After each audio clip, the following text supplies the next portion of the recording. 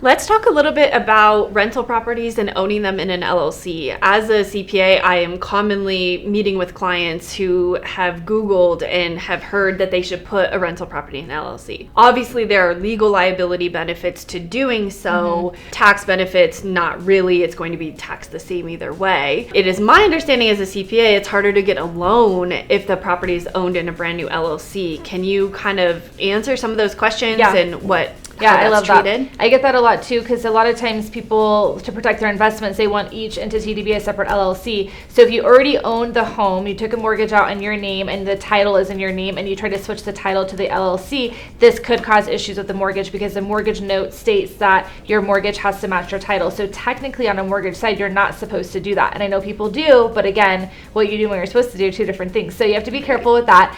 You could get permission from your mortgage company to see if they will allow you to do that. To purchase a home in an LLC, we do have an option for that. It's a non-traditional loan. It's not going to be your standard conventional FHA, VA. We call it non-QM. So we do have a program that will allow you to set up an LLC, Nicole Ries LLC. I'm going to purchase 123 Main Street under this LLC, and we will actually allow you to obtain that property under the LLC versus under you. And that's a neat program too, because we actually don't even need income for that. We go off of income of the property versus your income.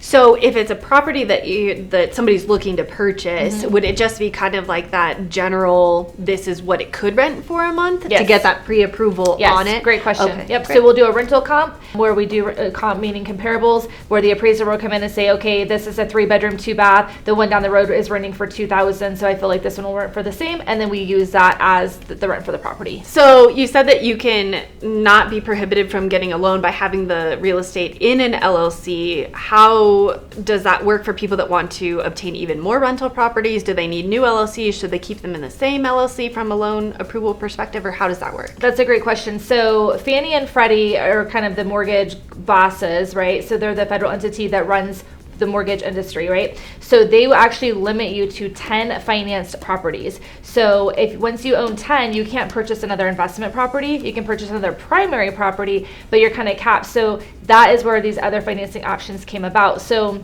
one of the non-QM options that will allow you to purchase a house in the LLC will actually allow you to go past that 10. So it's really cool if for investors, they'll allow you to go up to a 24 unit versus having to go to a commercial loan. You can actually still do a residential loan. And then, you can continue to buy more properties in LLCs. I would think that you could probably purchase more than one under an LLC. I haven't had that come up. Typically, people like to have separate LLCs because they like to separate it. So if someone gets hurt at Main Street, you're not suing them for, Smith Street as well. They like to keep those separately, but it does really benefit them to have those all separated and then to protect themselves in that LLC, and it protects their name and their information too it's all public record. So lots of benefits to obtaining an LLC. Now it is a non-QM product, so the rate's going to be a little bit higher, but the qualification is so much easier.